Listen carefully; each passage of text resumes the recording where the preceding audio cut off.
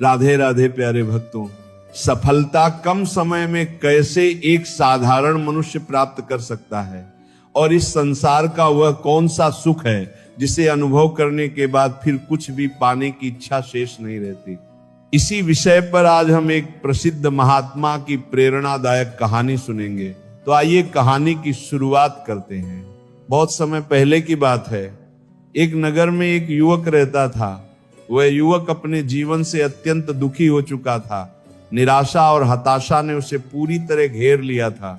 वह एक राजा के महल में साफ सफाई का कार्य करता था, लेकिन दिन रात परिश्रम करने के बाद भी उसे जो मेहनताना मिलता था वो बहुत कम था। उन पैसों से न तो वो अपने परिवार का ठीक से पालन पोषण कर पाता था और न ही घर के आवश्यक खर्च पूरे कर पाता था। इसी कारण उसकी पत्नी उसे ताने देती और तरह तरह की बातें सुनाती। उसके परिवार वाले भी उसे भला बुरा कहते रहते। वह न तो अपने जीवन को सुखद बना पा रहा था और न ही अपने परिवार की आवश्यकताओं को पूरा कर पा रहा था। उसके घर वाले हमेशा उससे कहते, तुमसे अच्छा तो पड़ोसी का बेटा है जो बहुत सफल है और अच्छी कमाई करता है। हमारे रिश्तेदारों के बेटे भी जीवन में आगे बढ़ चुके हैं, लेकिन तुम बिल्कुल निकम्मे हो। तुम्हें तो किसी बात की परवाह ही नहीं, तुम कुछ भी नहीं कर सकते। कभी कभी उस युवक के मन में यह विचार भी आता कि शायद भगवान मुझसे किसी बात का प्रतिफल ले रहे हैं, या फिर संभव है कि मैंने अपने पिछले जन्मों में कोई पाप किया होगा जिसकी वजह से मुझे ऐसा जीवन मिला है। लोगों की ऐसी बातें सुन सुनकर वह भीतर से पूरी तरह टूट चुका था। एक दिन राजा के महल में एक गुरु पधारे। उन्होंने वहां एक प्रेरणादायक प्रवचन दिया। प्रवचन में गुरु ने कहा, मनुष्य को सदैव अपने कर्मों पर ध्यान देना चाहिए।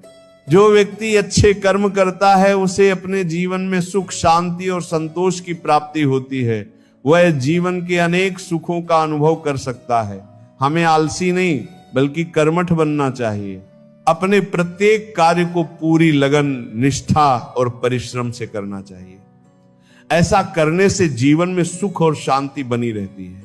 उस युवक ने उस प्रवचन को बड़े ध्यान से सुना और उसमें कही गई प्रत्येक बात को अपने जीवन में अपनाने का निश्चय किया। उसके बाद जब भी वह कोई कार्य करता तो पूरे मन, लगन और मेहनत से करता। वह इस बात का भी विशेष ध्यान रखता कि अपने कार्य को अधिक समय देकर पूरी ईमानदारी से पूरा करे। अब वो साफ सफाई पर पहले से भी अधिक ध्यान देने लगा। यह देखकर राजा बहुत प्रसन्न हुए और उन्होंने उसकी आमदनी बढ़ा दी। आय बढ़ने से उसके घर में कुछ समय के लिए सुख और शांति लौट आई, लेकिन यह स्थिति अधिक दिनों तक नहीं रही। कुछ समय बाद फिर से उसके घर में अशांति फैलने लगी। सब कुछ धीरे धीरे बिगड़ने लगा। वेतन बढ़ने के बावजूद भी वह धन उसके लिए पर्याप्त नहीं रहा। परिवार की इच्छाएं और आवश्यकताएं अब पहले से अधिक बढ़ चुकी थी, इसलिए बढ़ा हुआ वेतन भी कम पड़ने लगा। अब वह युवक फिर उसी परिस्थिति में पहुंच गया जिसमें पहले था। वह एक बार फिर से परेशान और चिंतित रहने लगा। उसे समझ नहीं आ रहा था कि अब क्या करे। तभी उसे उन गुरु के उपदेश फिर से याद आए। उसने एक बार फिर पहले से अधिक मेहनत करना शुरू कर दिया। उसकी लगन देखकर राजा फिर प्रसन्न हुए और उसके वेतन में एक बार फिर थोड़ी वृद्धि कर दी गई। यह देखकर युवक अत्यंत प्रसन्न हुआ। उसका पूरा परिवार भी खुश हो गया। उसके माता पिता अपने बेटे की प्रगति देखकर गर्व महसूस करने लगे। उसकी पत्नी भी अब उससे शिकायत नहीं करती थी। लेकिन समय के साथ साथ परिवार की इच्छाएं फिर बढ़ने लगी। उनकी जरूरतें भी पहले से अधिक हो गईं। परिणाम यह हुआ कि बढ़ा हुआ वेतन भी फिर कम पड़ने लगा। एक बार फिर घर में झगड़े शुरू हो गए। रोज रोज कलह होने लगी। उसकी तुलना फिर पड़ोसियों, रिश्तेदारों और उनके सफल बच्चों से की जाने लगी। ये सब देखकर वह युवक फिर पूरी तरह निराश हो गया। उसे समझ नहीं आ रहा था कि इतनी मेहनत करने के बाद भी उसके घर में अशांति क्यों बनी हुई है। आखिर वो जो कमाई कर रहा है उससे उसका गुजारा क्यों नहीं हो पा रहा है। इन सब बातों से दुखी होकर उसने दिन रात काम करना शुरू कर दिया।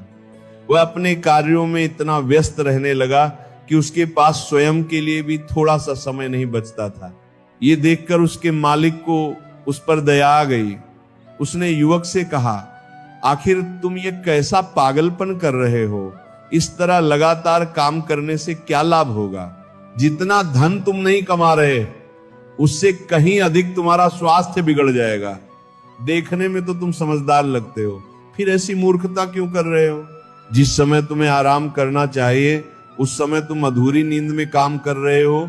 इसी कारण अब तुम्हारा काम पहले से बेहतर नहीं बल्कि और खराब होता जा रहा है।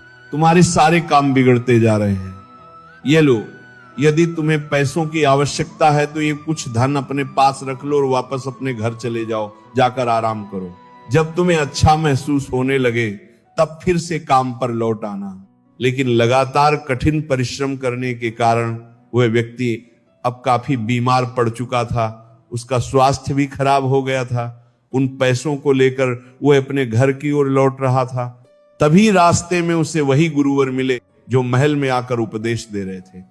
वह उनके पास पहुंचा, उन्हें प्रणाम किया और कहने लगा, हे गुरुवर, जैसा आपने उपदेश दिया था कि हमें अधिक परिश्रम करना चाहिए और अपने कार्य को पूरी लगन तथा मेहनत से करना चाहिए, तभी घर में सुख और शांति बनी रहती है, मैंने बिल्कुल वैसा ही किया। मैंने कभी किसी का बुरा नहीं चाहा। आपने कहा था कि खूब मेहनत करो और पूरी ईमानदारी से करो, इसलिए मैंने पूरी निष्ठा और ईमानदारी के साथ परिश्रम किया। उसका फल भी मुझे मिला, मेरी उन्नति भी हुई। लेकिन मैंने जहां से शुरुआत की थी आज भी मैं वहीं खड़ा हूं। अत्यधिक मेहनत के कारण आज मेरा स्वास्थ्य भी बिगड़ चुका है, मैं बीमार हो गया हूं। अब मुझे नहीं लगता कि मैं इससे अधिक आगे बढ़ पाऊंगा। कल मैं जहां था आज भी वही हूं।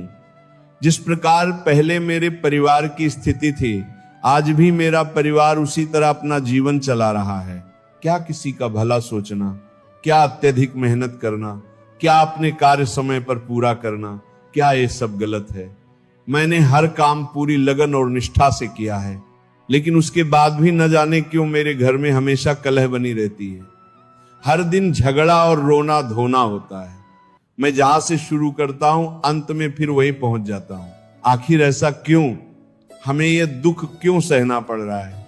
उस युवक की सारी बातें सुनकर गुरुवर मुस्कुराए और उससे बोले, बेटा, हम मनुष्यों की सबसे बड़ी परेशानी यही है कि हम अपने सुखों को छोड़कर केवल दुखों पर ही ध्यान लगाए रखते हैं। फिर गुरुवर ने उससे पूछा, बेटा, क्या तुम्हारे माता पिता हैं? युवक ने उत्तर दिया, हाँ गुरुवर, मेरे माता पिता हैं। गुरुवर ने फिर पूछा, क्या तुम्हारी पत्नी और बच्चे भी हैं? युवक बोला, हाँ गुरुवर, मेरी पत्नी और 2 बच्चे भी हैं। इसके बाद गुरुवर ने फिर पूछा, क्या तुम अपने परिवार के लिए 2 समय के भोजन का प्रबंध नहीं कर पाते? क्या तुम्हारे पास रहने के लिए घर नहीं है? इस पर युवक बोला, हे गुरुवर, मैं अपने परिवार के लिए 2 वक्त की रोटी का प्रबंध तो कर ही लेता हूं और हमारे पास रहने के लिए एक छोटा सा घर भी है जिसमें हम सुखपूर्वक रह सकते हैं। तब गुरुवर ने उससे कहा, बेटा, तुम्हारे पास वो सब कुछ है जो बहुत से लोगों के पास नहीं होता। किसी के पास रहने के लिए घर नहीं होता, किसी के पास माता पिता नहीं होते, किसी के पास परिवार नहीं होता, किसी के पास बच्चे नहीं होते, और कई लोग तो अपने लिए 2 समय की रोटी तक का इंतजाम नहीं कर पाते। लेकिन तुम्हारे पास घर भी है, परिवार भी है, माता पिता भी हैं और खाने के लिए 2 वक्त की रोटी भी है। तो क्या तुम्हारा दुख उनसे बड़ा है? यदि मेरी दृष्टि से देखोगे तो तुम बहुत सुखी हो। तुम्हारे पास वो सब कुछ है जिसकी बहुत से लोग केवल कल्पना करते हैं। यह सुनकर युवक बोला, हे महाराज, तो अब मुझे क्या करना चाहिए? क्या अब मुझे आगे मेहनत नहीं करनी चाहिए? क्या मुझे अपनी कामनाओं और इच्छाओं का यही त्याग कर देना चाहिए? क्या मुझे आगे बढ़ने का अधिकार नहीं है? क्या मुझे अपने परिवार की आवश्यकताओं पर ध्यान नहीं देना चाहिए? केवल यह सोचकर कि कुछ लोगों के पास ये सब नहीं है, क्या मैं भी अपनी इच्छाओं को छोड़ दूं और इसी बात से संतुष्ट हो जाऊं? तब गुरुवर बोले, बेटा, मेरे कहने का अर्थ ये बिल्कुल नहीं है। मैं तो केवल इतना कहना चाहता हूं कि तुम स्वयं उन्नति करो और दूसरों की उन्नति में भी सहयोग दो, अपने परिवार को भी आगे बढ़ाओ, क्योंकि उन्नति आवश्यक है, लेकिन दुखी होकर कभी उन्नति नहीं होती। जो कुछ तुम्हारे पास है पहले उसका आनंद लो, उसका मूल्य समझो, उसे पहचानो और प्रसन्न रहो, क्योंकि यदि तुम दुखी मन से आगे बढ़ना चाहोगे तो कभी भी वास्तविक उन्नति नहीं कर पाओगे। लेकिन यदि तुम प्रसन्न होकर संतोष के साथ आगे बढ़ोगे तो निश्चित ही सफलता प्राप्त करोगे। इस पर युवक बोला, हे महाराज, आप बिल्कुल सत्य कह रहे हैं, लेकिन मैं जितनी मेहनत कर रहा हूं, यदि उससे भी अधिक मेहनत करूं तो शायद मेरा शरीर ही मेरा साथ छोड़ देगा। उससे अधिक मैं अब नहीं कर सकता। मैंने अपने सभी कार्य पूरी लगन और निष्ठा से किए हैं, लेकिन अब मुझसे इससे अधिक कार्य नहीं होते। तभी गुरुवर ने उस युवक का हाथ पकड़ा और उसे एक मार्ग पर ले गए। वह रास्ता सीधे राजा के महल तक जाता था। गुरुवर ने युवक को रास्ते के बिल्कुल बीच में खड़ा कर दिया, फिर उसके चारों ओर एक घेरा बना दिया और उससे कहा, तुम्हें पूरी मेहनत करनी है, पूरी लगन के साथ 1 घंटे के भीतर राजा के महल तक पहुंचना है, लेकिन ध्यान रहे ये घेरा बिल्कुल नहीं टूटना चाहिए। तुम्हें इसी घेरे के अंदर रहकर 1 घंटे में महल तक पहुंचना होगा। ये सुनकर युवक जोर से हंस पड़ा और बोला, हे महाराज, ये कैसे संभव हो सकता है? इस घेरे के भीतर रहकर मैं चाहे कितनी भी मेहनत कर लूं, चाहे जितने भी प्रयास कर लूं, फिर भी 1 घंटे के भीतर महल तक नहीं पहुंच सकता। यदि मुझे राजा के महल तक पहुंचना है तो सबसे पहले मुझे इस घेरे को तोड़कर बाहर निकलना ही होगा, तभी मैं आगे बढ़ सकूंगा और महल तक पहुंच पाऊंगा। यह सुनकर गुरुवर मुस्कुराए और बोले, यदि यही बात है तो ठीक है, मैं तुम्हें आज्ञा देता हूं, इस घेरे से बाहर निकलो और जाओ, महल की दीवारों को छूकर मेरे पास वापस आओ। यहां से महल लगभग 6 घंटे की दूरी पर है और मैं जानता हूं कि तुम्हें जाने और लौटने में लगभग 12 घंटे लग जाएंगे, लेकिन मैं यहीं बैठकर तुम्हारी प्रतीक्षा करूंगा, तुम्हें यहीं पर वापस आना होगा। उस युवक ने कहा, ठीक है गुरुवर, यदि आप मेरा यहीं इंतजार करेंगे तो मैं अभी जाता हूं। वह युवक तुरंत ही महल की ओर दौड़ पड़ा और गुरुवर वहीं पास के एक पेड़ की छाया में आराम से बैठ गए तथा उस युवक के लौटने की प्रतीक्षा करने लगे। कुछ ही समय बाद केवल 6 घंटों में वह युवक महल की दीवारों को स्पर्श करके वापस लौट आया और आकर गुरुवर से बोला, हे महाराज, जैसा आपने कहा था मैं महल की दीवारों को छूकर वापस आ गया हूं। यह सुनकर गुरुवर बड़े आश्चर्यचकित हुए। उन्होंने युवक से कहा, नहीं, तुम असत्य कह रहे हो। जो यात्रा 12 घंटे की है उसे तुमने केवल 6 घंटों में कैसे पूरी कर ली? अपनी बात स्पष्ट करते हुए युवक बोला, हे महाराज, मैं सत्य कह रहा हूं और मुझे झूठ बोलकर क्या मिलेगा? मैं यहां से पूरी गति से दौड़ता हुआ गया और जितनी तेजी से गया था उतनी ही तेजी से पूरा रास्ता तय करके वापस लौट आया। गुरुवर और युवक की यह बातचीत वहां उपस्थित कुछ लोग भी सुन रहे थे। वे सभी अत्यंत हैरान थे कि 12 घंटे का सफर इस युवक ने केवल 6 घंटों में कैसे पूरा कर लिया। वहां मौजूद किसी भी व्यक्ति को इस बात पर विश्वास नहीं हो रहा था। उन्हीं में से एक व्यक्ति ने कहा, यदि तुम सच कह रहे हो तो तुम्हें इसका प्रमाण देना होगा। तुम्हें एक बार फिर यह सिद्ध करना होगा कि तुम वास्तव में महल की दीवारों को छूकर लौटे हो। तुम्हें यह कार्य दोबारा करना पड़ेगा। इस पर युवक बोला, मैं सच कह रहा हूं और मैंने केवल 6 घंटों में यह यात्रा पूरी की है, लेकिन आज मैं इसे दोबारा नहीं कर सकता क्योंकि मैं बहुत थक चुका हूं। इसके लिए दौलबात करकुल आगे कर दिया, परंतु कल मैं अवश्य ही आप सभी को यह करके दिखाऊंगा। वहां उपस्थित सभी लोगों ने उसकी बात स्वीकार कर ली। अगले दिन प्रातः काल गुरुवर और वहां उपस्थित सभी लोग फिर एकत्र हुए। उनमें से एक व्यक्ति महल की दीवार के पास जाकर खड़ा हो गया। उसके पास एक निशानी थी जिसे युवक को वहां से लेकर वापस आना था। एक बार फिर युवक ने अपनी यात्रा प्रारंभ की। और इस बार तो उसे 6 घंटे भी नहीं लगे। केवल 5 घंटे में ही वह महल की दीवार तक जाकर वापस लौट आया। इस बार भी लोगों को विश्वास नहीं हो रहा था, लेकिन महल के पास जो निशानी उसे दी गई थी वो उसे अपने साथ लेकर लौट आया था। यह देखकर हर व्यक्ति अत्यंत आश्चर्य में पड़ गया। कोई भी ये समझ नहीं पा रहा था कि आखिर इस युवक ने 12 घंटे के सफर को केवल 5 घंटे में कैसे पूरा कर लिया। सभी लोग बहुत प्रसन्न थे। हर कोई उस युवक की प्रशंसा कर रहा था। अनेक लोगों ने उसे अपने यहां काम करने का निमंत्रण भी दिया और कहने लगे, हमें तुम्हारे जैसे व्यक्ति की आवश्यकता है। तुम बहुत परिश्रमी और ईमानदार हो। तुम्हें जहां आज जितना वेतन मिलता है हम उससे 5 गुना अधिक वेतन देंगे, बस तुम हमारे लिए काम करो। वहीं कुछ लोग उसे 6 गुना तो कुछ 7 गुना अधिक वेतन देने के लिए भी तैयार हो गए। ये सब देखकर वह युवक अत्यंत प्रसन्न हो गया। उसकी खुशी का कोई ठिकाना नहीं था। उसने गुरुवर से पूछा, हे गुरुवर, आखिर ये सब कैसे हो रहा है? गुरुवर मुस्कुराए और बोले, यदि तुम हमेशा एक सीमित दायरे के भीतर ही काम करते रहोगे तो चाहे जितनी भी मेहनत कर लो तुम केवल सीमित उन्नति ही प्राप्त कर पाओगे, उससे आगे कभी नहीं बढ़ सकोगे। लेकिन यदि तुम उस दायरे को तोड़कर बाहर निकलते हो, आगे बढ़ते हो, नए रास्तों पर चलते हो और अपने हुनर को दुनिया के सामने लाते हो, तो फिर तुम्हें अधिक से अधिक उन्नति करने से कोई भी नहीं रोक सकता। जिस प्रकार पहली बार तुम अकेले महल की दीवार को छूकर लौटे थे, तब किसी ने तुम्हारी बात पर विश्वास नहीं किया था। लेकिन जब वही कार्य तुमने सबके सामने करके दिखाया, अपनी क्षमता लोगों को दिखाई, तब तुमने स्वयं ही अपनी उन्नति के नए द्वार खोल दिए। अब तुम्हारे सामने अवसर ही अवसर हैं। अब तुम जहां चाहो वहां जा सकते हो।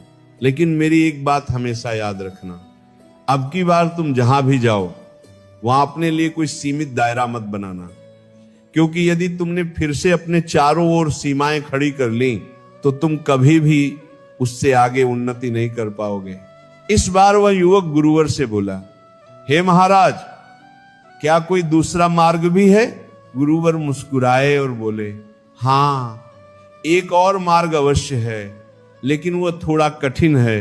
क्या तुम उस पर चल सकोगे? क्या तुम उसे पूरा कर पाओगे? युवक ने उत्तर दिया, हे महाराज, आप मुझे वह मार्ग बताइए, मैं निश्चित ही उस पर चलूंगा और उस कार्य को भी पूरा करूंगा। तब गुरु ने कहा, जिस यात्रा को तुमने 5 घंटे में पूरा किया है, अब उसी यात्रा को तुम्हें केवल 2 घंटे में पूरा करना होगा। क्या तुम ये कर पाओगे? गुरुवर की यह बात सुनकर युवक इस बार अत्यंत आश्चर्य में पड़ गया। उसे समझ ही नहीं आ रहा था कि 5 घंटे की यात्रा वह केवल 2 घंटे में कैसे पूरी करेगा। बहुत देर तक सोचने विचारने के बाद उसने गुरुवर से कहा, हे महाराज, यह असंभव है, ऐसा कोई भी नहीं कर सकता। तभी गुरुवर बोले, जो लोग असंभव को संभव बना देते हैं, यह मार्ग केवल उन्हीं के लिए होता है। सोचो, तुम इस असंभव कार्य को कैसे पूरा कर सकते हो? जब तुम स्वयं को इसके योग्य बना लो, तब मेरे पास वापस आना। वह युवक काफी देर तक विचार करता रहा, लेकिन उसने हार नहीं मानी। उसी दिन से उसने उस यात्रा को केवल 2 घंटे में पूरा करने का प्रयास शुरू कर दिया। कई दिनों तक लगातार प्रयास करने के बाद भी जब वो सफल नहीं हो पाया, तो वह गुरुवर के पास लौटने का साहस नहीं जुटा पाया। फिर भी उसने हिम्मत नहीं छोड़ी। उसने कई और दिनों तक लगातार अभ्यास किया, लेकिन उसके बाद भी वह उस सफर को 2 घंटे में पूरा नहीं कर सकता। अंत में हार मानकर वह फिर गुरुवर के पास पहुंचा और बोला, हे महाराज, जो कार्य आपने मुझे सौंपा था वह असंभव है, ऐसा नहीं हो सकता। 2 घंटे में पैदल चलकर महल तक पहुंचना और वापस लौटाना बिल्कुल नामुमकिन है। तब गुरुवर ने उससे कहा, बेटा, तुम केवल उसी रास्ते को देख रहे हो जो पहले से बना हुआ है, जिस पर सभी लोग चलते हैं, जिसका सभी लोग उपयोग करते हैं। वह रास्ता पहले से तय है। उसकी निश्चित है। उस मार्ग पर तुम चाहे जितना भी प्रयास कर लो, तुम कभी भी उस यात्रा को 2 घंटे में पूरा नहीं कर सकते। यदि तुम्हें इस यात्रा को केवल 2 घंटे में पूरा करना है तो तुम्हें अपना रास्ता स्वयं बनाना होगा। तुम्हें स्वयं उसकी दूरी निर्धारित करनी होगी। दूसरों के बनाए हुए रास्ते पर मत चलो, अपने लिए नया मार्ग तैयार करो। जो भी कठिनाइयां सामने आए उनका डटकर सामना करो। लेकिन मेरी एक बात हमेशा याद रखना, जब तुम इस नए मार्ग पर चलोगे तब तुम्हें अपनी उम्मीदों के टूटने का भय होगा, सब कुछ खो देने का डर होगा, यहां तक कि तुम्हें अपनी जान जाने का भी भय महसूस होगा और अपने रास्ते में असफल होने का डर भी तुम्हें बार बार सताएगा। लोग तुम्हें मूर्ख कहेंगे, पागल कहेंगे, बेवकूफ समझेंगे, तुम्हारा मजाक उड़ाएंगे, तुम्हारे रास्ते में तरह तरह की बाधाएं उत्पन्न करेंगे, यहां तक कि तुम्हारे अपने रिश्तेदार भी तुम्हारा साथ छोड़ सकते हैं। इस मार्ग पर चलते हुए तुम पूरी तरह अकेले पड़ जाओगे। क्या तुम ये सब सहन कर सकोगे? क्या तुम इन सभी कठिनाइयों का सामना कर पाओगे? जो व्यक्ति वास्तव में सफल होना चाहता है, जो जीवन में उन्नति करना चाहता है, उसे अपना रास्ता स्वयं बनाना पड़ता है और उसके मार्ग में ऐसी अनेक रुकावटें आती जाती रहती हैं। लेकिन वे लोग अपने लक्ष्य और सफलता के जुनून में इतने डूबे रहते हैं कि कभी भी अपनी मंजिल का साथ नहीं छोड़ते। वे धीरे धीरे अपने मार्ग पर आगे बढ़ते रहते हैं और जब अंततः वे सफल हो जाते हैं तब वही लोग जो कभी उनका मजाक उड़ाते थे, उनके पीछे चलकर उनकी प्रशंसा करने लगते हैं। ये सुनकर वह युवक गुरुवर को प्रणाम करता है और कहता है, हे महाराज, जैसा आपने मुझे सिखाया है अब मैं अपना नया मार्ग स्वयं बनाऊंगा और 12 घंटे की यात्रा को केवल 2 घंटे में पूरा करके अवश्य दिखाऊंगा। इतना कहकर वह युवक गुरुवर को प्रणाम करके वहां से चला गया। वहां से जाने के बाद उसने उस स्थान के हर कोने का बारीकी से निरीक्षण किया, उसे समझा, परखा और फिर यह निश्चय किया कि अब वो अपना अलग मार्ग बनाएगा। तभी उसकी नजर एक नए रास्ते पर पड़ी। वह रास्ता घने जंगल से होकर गुजरता था। उस जंगल में अनेक खतरनाक जानवर रहते थे। चारों ओर तरह तरह के खतरे थे, यहां तक कि जान जाने का भी भय था। जब उसने ये बात अपने परिवार वालों को बताई तो उन्होंने उसे मूर्ख, पागल और बेवकूफ समझा। उसका मजाक उड़ाया, उसका उपहास किया और कहने लगे, यदि तुम्हें यही काम करना है तो अभी इसी समय हमारे घर से निकल जाओ। लेकिन वह युवक अपनी बात पर अडिग रहा। उसने जंगल के रास्ते को साफ करना शुरू कर दिया। गुरुवर की नजर लगातार उस युवक पर बनी हुई थी। वे दूर से ही उसके कार्य पर ध्यान रख रहे थे। जो भी उस युवक को यह मार्ग बनाते हुए देखता वही उसे मूर्ख और पागल समझता, क्योंकि कोई भी व्यक्ति अपनी जान जोखिम में डालकर ऐसा कार्य क्यों करेगा।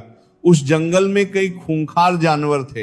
हर कोई यही सोचता था कि आखिर ये मार्ग किसके लिए बनाया जा रहा है, लेकिन उस युवक ने किसी की बात पर ध्यान नहीं दिया।